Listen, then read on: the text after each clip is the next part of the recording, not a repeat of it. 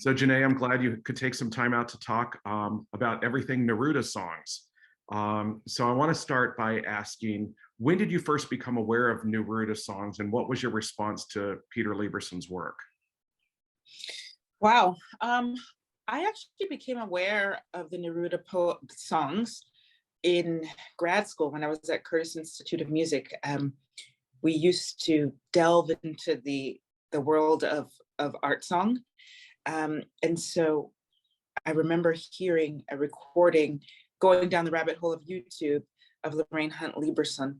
And I was obsessed with her, and I still am. I think that her voice is, and her artistry is of the utmost importance, and it's just so special for me. So I was in grad school, and I just thought, wow, this is so interesting. The first song actually that I happened upon was Amor Mio, the final song in the set. And I just was so captured by that song, and was waiting for the moment to be able to sing it with the orchestra. And that actually happened with Maestro Dudamel over the pandemic.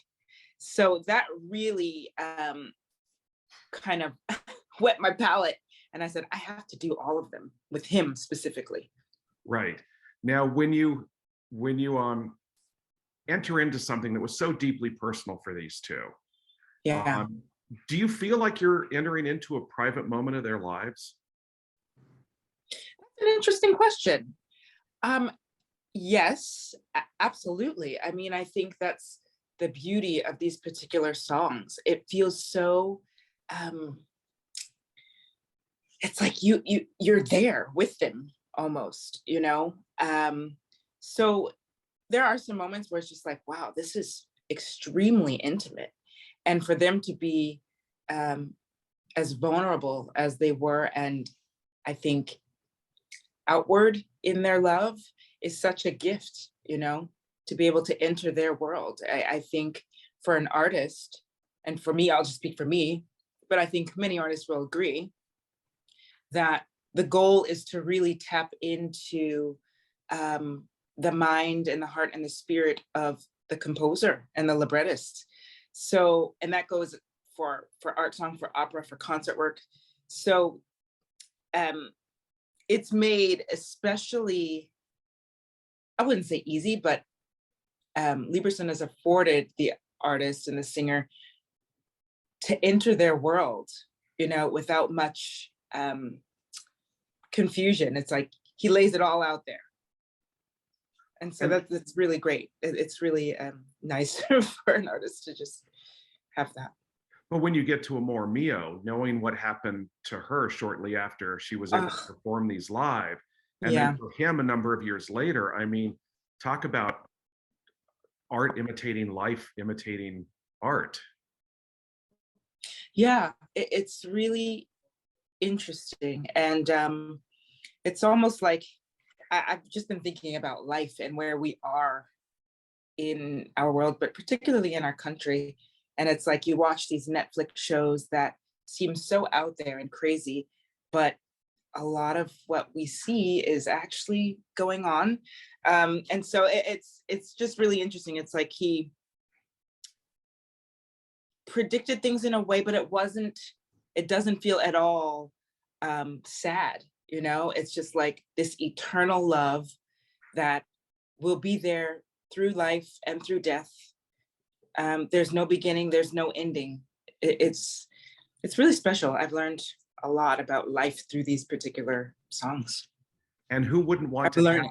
and who wouldn't want to have that kind of relationship, right? Isn't that what we all strive for? Absolutely. It is. It's what we all strive for. And Peter Lieberson has gifted us with and Neruda, of course. It's like sometimes we think we feel so presently, which is great. I always try to live in the present, but it's way beyond us, you know? And I think that these songs have a very special way of kind of making us aware that emotions, they come and go. Love is an act, it's an emotion, it's a form that is always going to be there. And how do we tap into that, you know? Whether it be romantically, platonically, I mean, yeah. In this case, I feel like their love was all of it. It was everything that we want. Absolutely. It was Yeah. interesting. In 2007, Peter Lieberson was asked if it might, his thoughts about other singers singing Neruda songs. And he said, I think it might be more difficult for the singer than for me. Oh, interesting. Yeah. Yeah. What do you think? Well, I agree. First of all, singing is just difficult. Technically, there are some, if we just speak musically, there are some twists and turns that are not so straightforward. So that's just musically speaking, but it actually just makes beautiful sense. But the subject matter, of course, it's like you got to dig deep, and that's not easy. And I am still, I have yet to experience a love like theirs. But that's the beauty of being a singing actress. It's like I'm tapping into that, and I honestly feel like I'm manifesting something through these poems. But yes, he is correct in that. I think it's probably more difficult for the singer on a plethora of levels. He did follow up by saying that Lorraine would absolutely have wanted other songs to sing them and would have zero problem with it. Oh, other singers to sing them. Yes, yeah. So when you approach a work like this, I mean, every artist brings part of themselves to it, not just their gifts, but their life experience. And I'm wondering how much of your personal background informs your approach to this song cycle about love and loss. Wow. Well, yeah, you're right. I mean, as an artist, I want to bring my life and my experiences into everything that I sing and communicate. I've experienced love, I've experienced loss. And so every piece is so interesting. And I do have a subtext for every piece. Neruda has written the poetry, and Lieberson has said it so beautifully. But I always ask myself, who is Janae in this? And I try to attach different experiences to different moments in the cycle, and that really helps it be authentic to me. What Lorraine Hunt Lieberson did, it was mind-blowing. And that was authentic to her and to their love. So while I definitely admire and actually study her very closely, I do things differently because I'm different, and my experience with life is different. So it's really kind of, I think that's actually the tricky part, is facing myself in these poems and having to unearth different experiences and loss and remember certain loves that are actually still there, but they've just transformed. Is this a work you'd like to record? Oh my gosh, absolutely. I would love to record. And I just feel so honored that I am singing it with the LA Phil. I mean, this is where it was premiered. So it really just feels like, I feel like I'm carrying Lorraine Hunt Lieberson and Peter Lieberson and Neruda with me. But it's certainly something that I would love to record. I particularly love singing in Spanish. I didn't really know that until these songs. But it's just so beautiful. The language and the setting really just kind of make magic together. Now, if only somebody could translate Carmen into Spanish. Oh my goodness, I know. It just seems so wrong to not be in Spanish to me. I agree. I think you have that's a great idea, actually. I did see a Madame Butterfly here that Pacific Opera Project did, where all the Japanese characters sung in Japanese and all the English Wow. characters sung in English. Oh, interesting. It was really fascinating. Wow. So that the music is what brought them together. The attraction is what brought them together. But the level of communication was different, as it would naturally be. Absolutely. Why not? I think you're onto something for sure. Or they are anyway. They were. Well, yes. Yeah. But with the Spanish and Carmen and okay, that's a good idea. So I want to ask one more thing about specifically about the process of doing this material, and it's based on something that Alex Ross wrote in the New Yorker, where he said there's a dimension to these songs which is especially moving and almost too much to take at times. And speaking from the audience perspective, what's your perspective from the stage? Wow, that's really brilliant. And for me as a communicator, my goal is to actually at times make the audience feel as if it's too much, because it's a lot. I mean, every single emotion is being captured in these poems, and it's not always easy,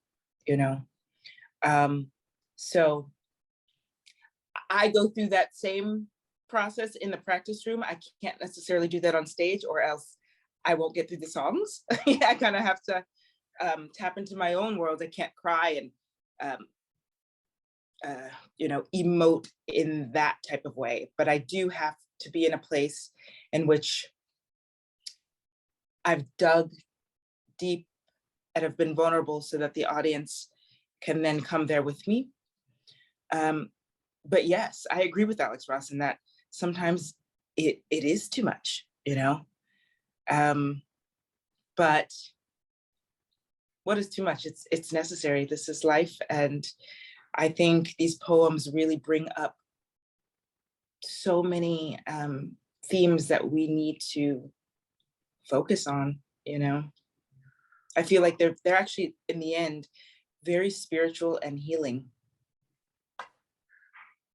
I obviously saw the performance that you recorded at the Hollywood Bowl with the LA Philharmonic and with Gustavo Dudamel and of Amor Mio. And I'm wondering, in the nearly 2 years since you've sung that, if your relationship to this material has evolved.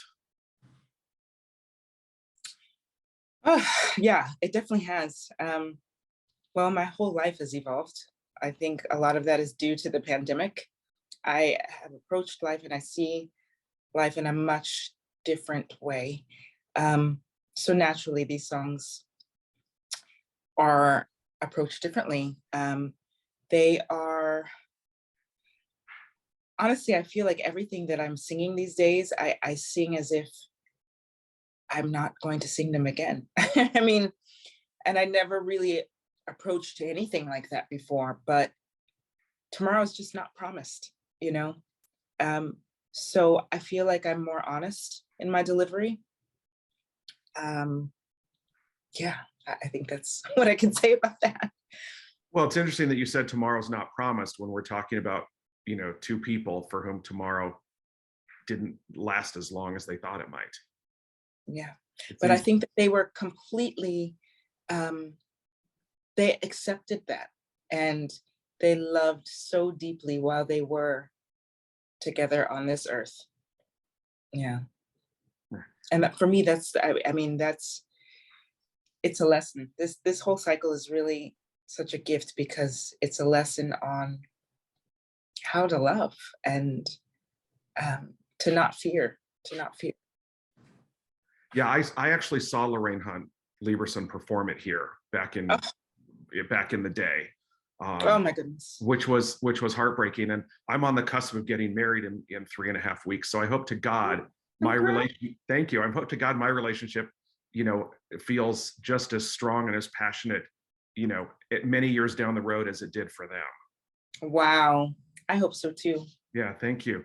I love what Lieberson does with this piece, because he makes melody front and center, which is not commonly done in contemporary classical music. Yeah. And I'm wondering, what role does melody play in the choices of music, particularly contemporary music, that you choose to perform? Interesting. Never been asked that, but I love that. That's a great question. Well, I love melody. I don't really know any singer that doesn't love melody. But in terms of, yeah, contemporary music, Lieberson has a way of, yes, like you said, putting the melody up front and forward, yet there are these moments that are extremely intellectual and complex. But somehow it just makes so much sense. And one, I'm in the practice room and I'm thinking, wow, and I play the piano, so I'm just figuring out the chord progressions, and it's actually still a melody, it is. So he has a seamless way of aligning what we know as like a traditional melody and the more complex phrases, and linking them up in a way that is just like, wow, what just happened? I don't know, but I feel very satisfied. And it feels physically really natural on the chords. There's some new music that it's just like, oh my gosh, why? But this is really such a pleasure to sing. Well, speaking of contemporary classical music, I would be remiss in not congratulating you on the Grammy Award for Akhenaten. Oh, thank you. Which is so well deserved. I saw that as well. I think that production, I've seen several productions of Akhenaten, and I think that is the definitive production, at least in my life. Wow, that's a huge compliment. Thank you. I think it's extraordinary. I think it's just extraordinary. So I'm wondering, what role will that opera play in your career moving forward? I know you have a lot of Carmens, lined up. I do have a lot of Carmens lined up, and I definitely hope to sing Queen Nefertiti again.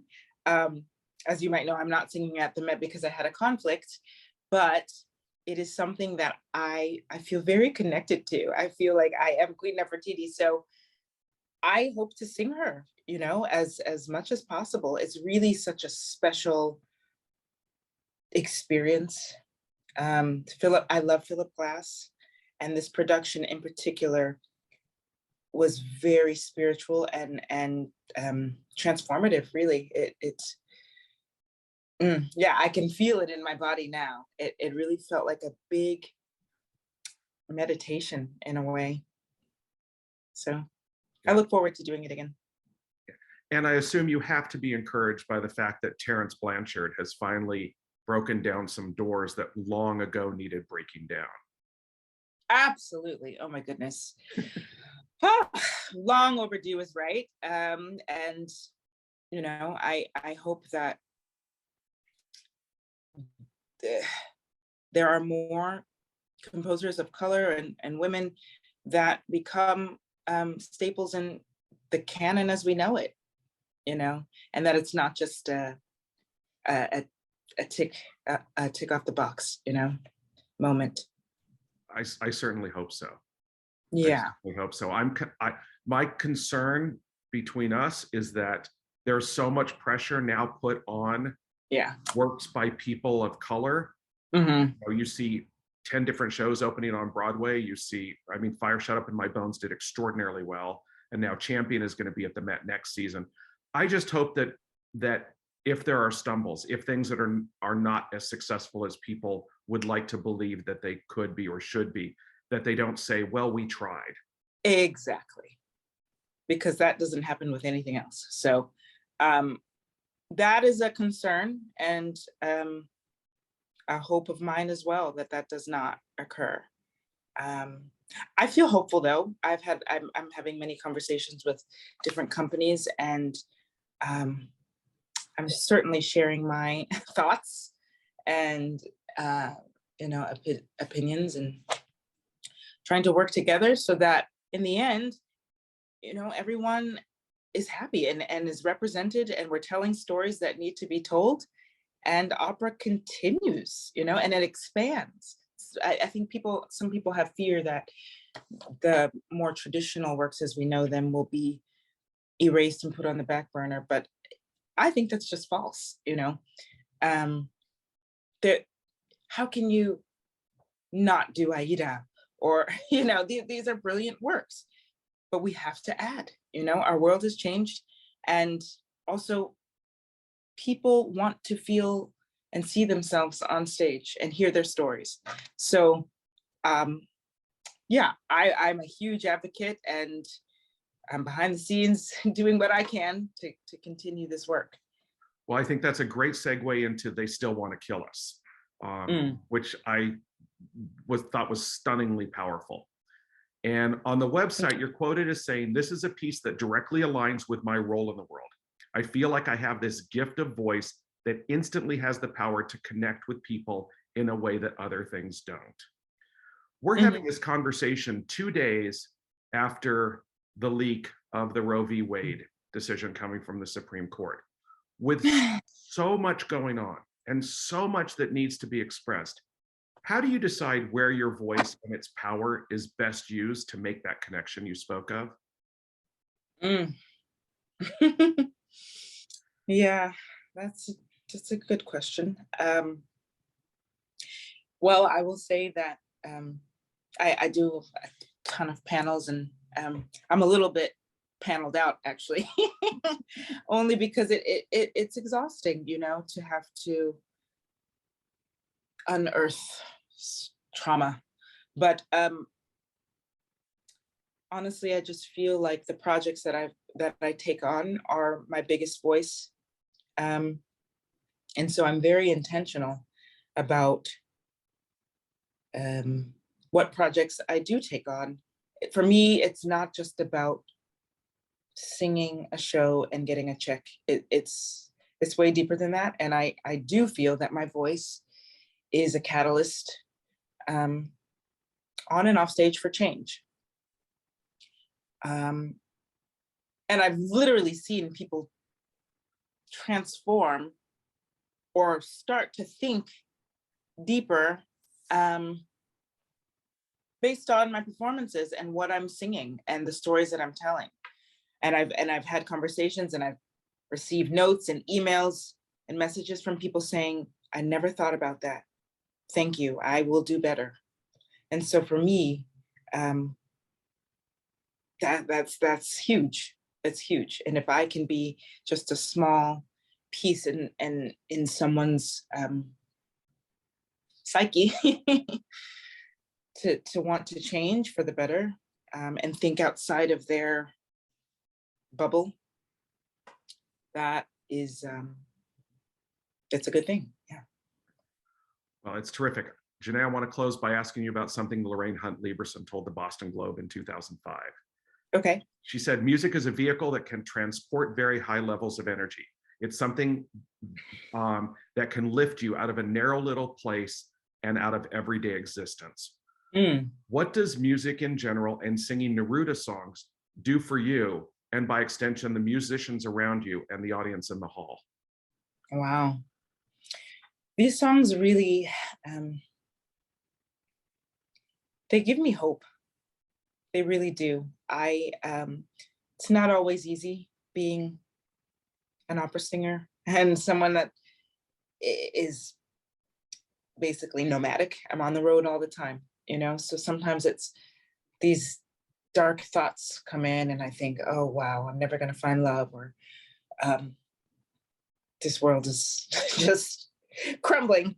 But these songs really, they really present the gift of eternal life and hope, and it's always such, for me, a blessing to sing pieces that really have such a profound effect on me, and I feel changed. I really do, from these poems, and I just wish that I could speak to them directly, but I feel that their spirit is definitely shining down and through me. So yeah, I really just feel hopeful, and I hope I do hope that the audience also will feel some healing and a sense of hope. Yeah, I think we all could use that. I think what we also need, just to put a button on this, is the extra moments of silence that I know Gustavo Dudamel is going to demand of the audience once you're done. Because he did that in the video. He held his hand up for about 10 or 15 seconds once you were completed. And as a season ticket holder, not just somebody who goes because I can, I know that letting the experience wash over you is of utmost importance to him. So yeah. I look forward to the experience of hearing you sing these songs. And thank you so much for taking the time to talk to me. Oh, thank you. This has been so great, Greg. Thank you so much. My pleasure. I assume you're all right with my posting this interview on our YouTube channel? Absolutely. Terrific. Lovely. Thank you so much. Thank you so much. And I will see you in June. You will. Take care. Okay, you too. Bye-bye.